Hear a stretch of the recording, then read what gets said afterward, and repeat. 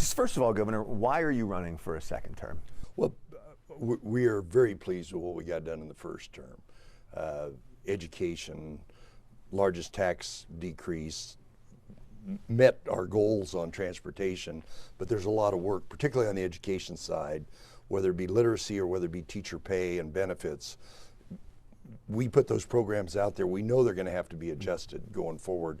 And what's really important to me is that we move the ball on literacy to get all kids reading proficiently at the end of the third grade, and that we create an atmosphere where our kids, our high school kids, want to be teachers in Idaho. So we'll have to keep modifying to make sure that happens. And let's stick with the education thing, because I was going to ask you, what do you think is the biggest priority next year after where a lot of the funding went this year, allowing districts to go to optional all-day kindergarten if they choose? What's going to be the issue next year? Well, we'll see how that worked. I was fortunate that I got the legislature to agree with me to put a lot of flexibility in there, because problems, I was in Jerome yesterday and they have a great dual language immersion program, which is really great for Jerome, but it's different in other areas. So we want to see the creativity of school districts, and we're just about ready to go live with our dashboard to where everybody will be able to see what kind of progress we're making on literacy. We get that longitudinal data back, then we'll be able to help teachers and districts move the ball on literacy. So it's still literacy? Oh yeah. And teacher pay? Well, we spend half our money on education. If kids aren't reading, we're not doing our job. Overall, and you can just pick one thing, what is your top priority?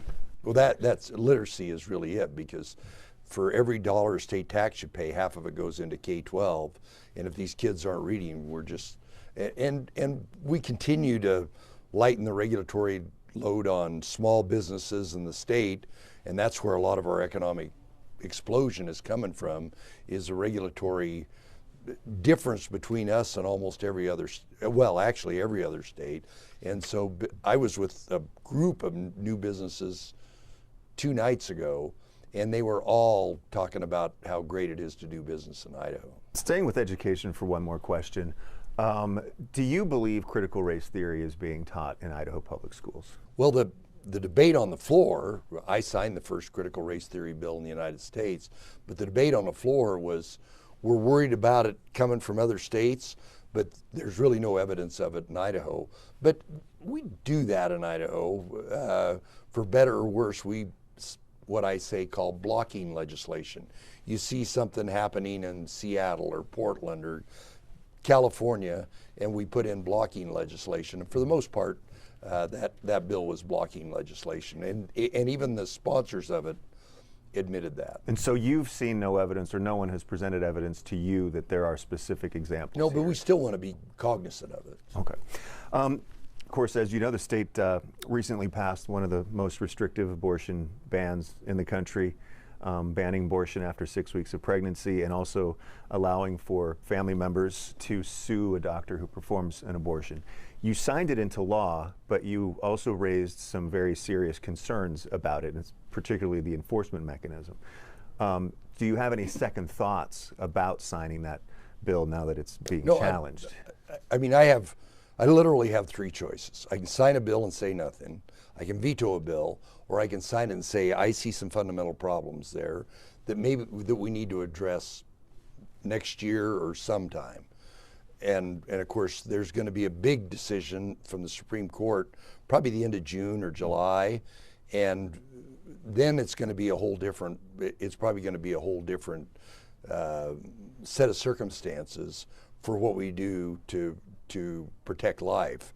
And so that has been stayed here in Idaho, and we'll wait and see what happens at the federal level, and I'm sure we'll have to do something next year. And you know, the nearby states are even ramping up for the women here who may cross state lines to get abortions. Does that concern you at all, that Yes. the bill may be too restrictive? Yeah, it does. And, you know, because our goal is just to basically protect life, whether it be here or whether it be in another state. But we're going to have much more clarity when the Supreme Court decides this decision. The U.S. Supreme Court. Yeah.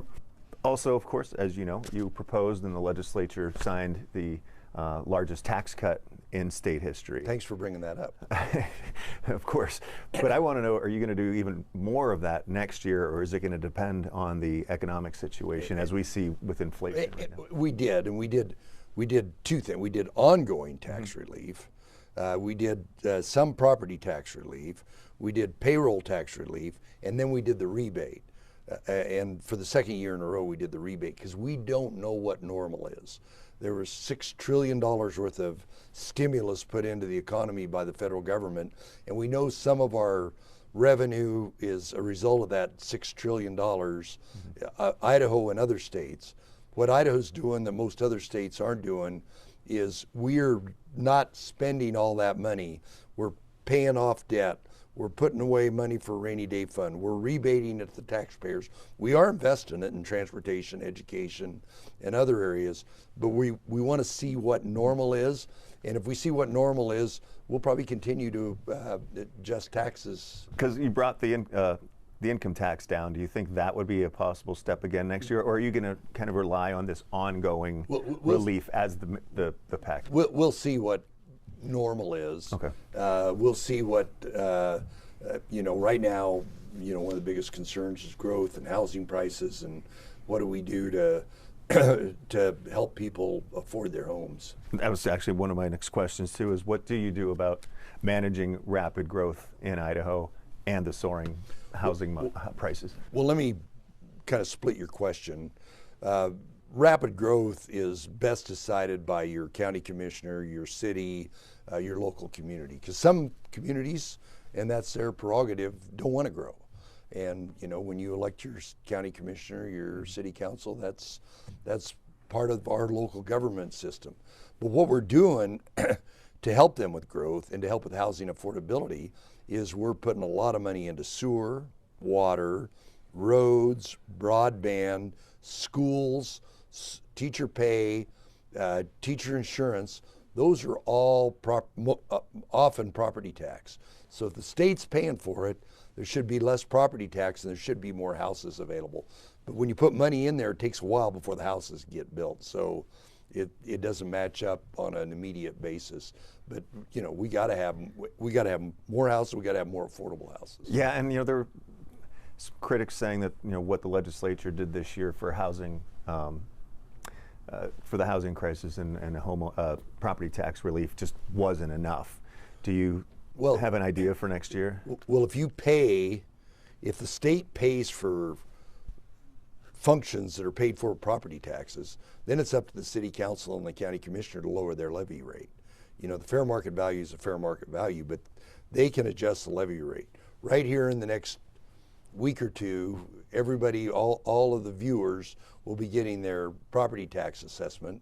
I'll guarantee you they're going to be up, but that doesn't make the difference. What makes the difference is what the levy rate is. Mm-hmm. And if a school doesn't need to do a supplemental levy to pay for kindergarten and teacher insurance, then they can let some of those supplementals expire. That'll be up to them. So that's part of the property tax. And then we put $50 million into affordable housing to basically do gap financing to help people that build workforce housing build more housing. They'll get some federal help, they'll get the state help, and then the developers got to put some money into it. But we're trying to keep the cost of housing down to where we've got enough places for our young people to stay here. Talked to a couple mayors recently about managing growth, and one of their things is about public transportation. And the state doesn't provide any funding for public transportation. We do some, but not public much. transit. Yeah. Should we do more? Should Well, the state do more? there is, and there's actually some money that's ARPA money that's available. I put money into rails, which is that is not very applicable in Idaho because we don't have any place where we use a regular rail. But we do underwrite buses. The state and the federal government does in a lot of areas, and there's gonna have to be more of that going forward. But I think what most of your mayors are talking about is some kind of a light rail issue. And if we're going to do light rail, right now we need to start buying right away, because you can imagine, you look at the rail line from Nampa to Boise, can you imagine what it's like if that backs up Eagle Road? Yeah. what kind of a mess that's going to be. Right. So if we're going to do rail, we got to start buying right away so we can do overpasses. And so that's going to be quite a ways out. We saw how long it took to get the rights of way for Highway 16. We're not done yet on Highway 16. Yeah. We'll get there, but it's and the thing about Highway 16, it was all farm ground when we started. You start buying right away on Eagle Road, you can imagine what it's going to be like. Yeah. Governor, going forward into, say, 2023, what do you see as the biggest challenge facing Idaho? Growth. Just how does the state, how do our schools, how do our universities, how do our counties, how do our roads cope with growth? And finally, what do you see as the biggest opportunity for Idaho? Growth. We're going to have increasing incomes. We're going to have increasing new jobs, better jobs. And so there's a little pro and a con with both of them. A lot of my old friends said, we don't need any more growth in Idaho, but it's still pretty nice that we've got nicer things, better schools, better opportunities. But, I've got a pretty good record of working with cities and counties, and I want to work with them to where we can best handle growth going into the future. Thank you, Governor.